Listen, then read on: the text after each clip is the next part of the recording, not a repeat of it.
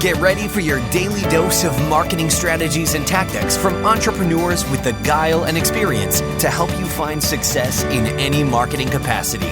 You're listening to Marketing School with your instructors, Neil Patel and Eric Su. Hello and welcome to yet another episode of Marketing School. I'm your host, Eric Su.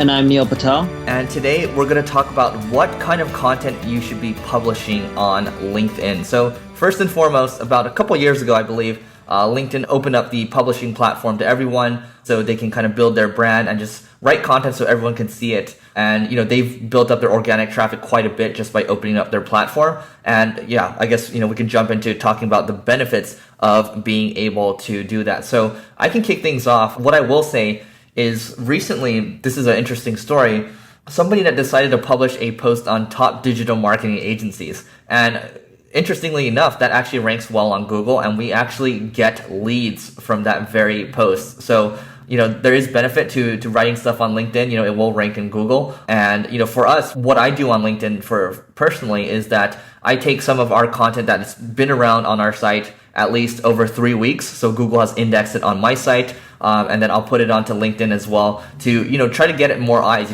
Basically what I'm using it for is I'm syndicating it to LinkedIn. Now, I know Neil probably uses it differently. There's a lot of different ways to do it, but that's just one way to do it. You can syndicate the stuff that you have. Just make sure you wait a couple weeks at the very least, and then post it to LinkedIn. So for me, what I've noticed is the more content that I publish on LinkedIn, the more contact requests that I get. And when someone gives me a contact request, I accept them no matter what. I don't care what industry they are or what they do. I just accept everyone. The second thing I noticed was the more contact requests I get, eventually it leads to more business inquiries.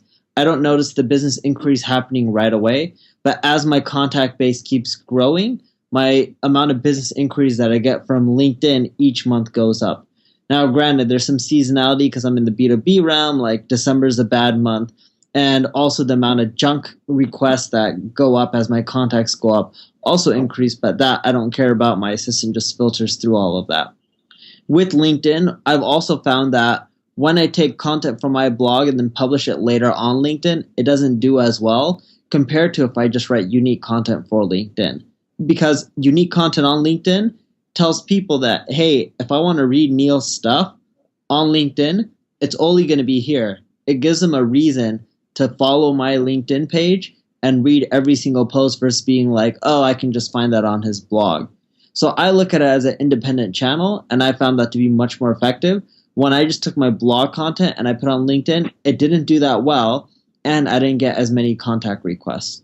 One little hack I can give you is when you go to your LinkedIn page, there's actually a section where you can add sites that you've published on, and also there's a section that you can add for your projects. Now, what I really like about the projects is that I can add, for example, I can link to this podcast. I can just say, click here to listen to my marketing podcast with Neil Patel. That's number one. Number two would be click here to listen to my other podcast. And then I can have other projects in there linking to specific videos, courses that I have. And then I can also have a section that links to things that I publish outside. Could be, let's just say, Neil writes for Entrepreneur Magazine or he writes for Forbes. He can have those show up. So it adds more credibility to your specific profile. I know we're talking about publishing, but these are also things that you can publish on your profile to add more credibility. So I think, Neil, maybe it's helpful for us to talk about metrics around, how many views we're getting per LinkedIn post. Now, for me, at my height, for the stuff that I'm syndicating, I might only get 100 to 200 views on it. What are you seeing? Yeah, I'm seeing the same thing. It's really tiny. Unless I write really broad articles that are like general, like entrepreneurship type of articles, my view count isn't as high compared to when I write marketing articles, right? Like the marketing articles get way less views than the general stuff. But the specific articles that are really like niche, like if I publish, I'm going to give you an example. Let's say I publish something on growth hacking. I'm making this up. Versus I publish something on like 10 ways to be more productive at work. The 10 ways to be more productive at work will get probably 50 or 100 times more views, but the growth hacking article will lead to way less views, but more relevant views and more business inquiries and more leads. So what I recommend doing is if you're just trying to go for contacts, you can try to write a few broad pieces of articles, and they're not too bad. It'll help build up your brand on LinkedIn, help you build up your connection base. But I found that if you're trying to get more business, writing specific tailored content performs the best. Now, the caveat to this is if you write the really specific type of piece of content too early on and you don't have too many followers on LinkedIn, it's not as effective because it won't get shown to as many people. So I do recommend you do a mixture at the beginning of some broad topics and some industry specific topics. So that'll help you A, build up an audience, and B, generate leads at the same time. So part of your content effort should be on growth, just like getting more followers, getting more contacts.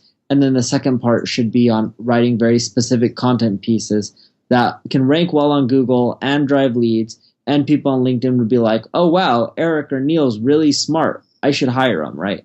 Great. And one thing that you are probably wondering right now, well, Google has this duplicate content thing. Are you sure we should be syndicating stuff? So, in general, if you're syndicating content of any sort, not just for LinkedIn, if you're not doing it to the hundreds or thousands, you don't really have to worry about much. If you're literally just taking something that you posted on one blog, couple weeks later you post it to another blog, it's not going to be a big deal, and you can Google this just to see what Google's official stance on it is. You don't have to worry about this. I just wanted to throw that in there. But yeah, LinkedIn for us, it's been good. Like it's adding inquiries for us, for other people, stuff that other people are writing, and then just stuff for us. It's definitely adding connections too, so I can give that a +1. I think it's just going to get bigger and bigger with the new features that they're adding around the ability to retarget, and they're adding features where you can add a add from LinkedIn button on the forms on your landing pages. So there's a lot of stuff going on there. I think with the acquisition of Microsoft, they're really gonna Microsoft, they're gonna beef it up quite a bit. So Neil, anything to add before we close things off?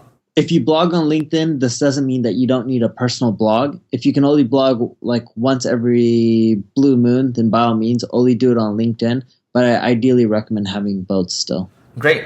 That's it for this episode of Marketing School. And as always, please give us feedback. Please give us more topic ideas. We're always listening. This is a daily show. We can't do this without you. And we'll see you in tomorrow's episode of Marketing School.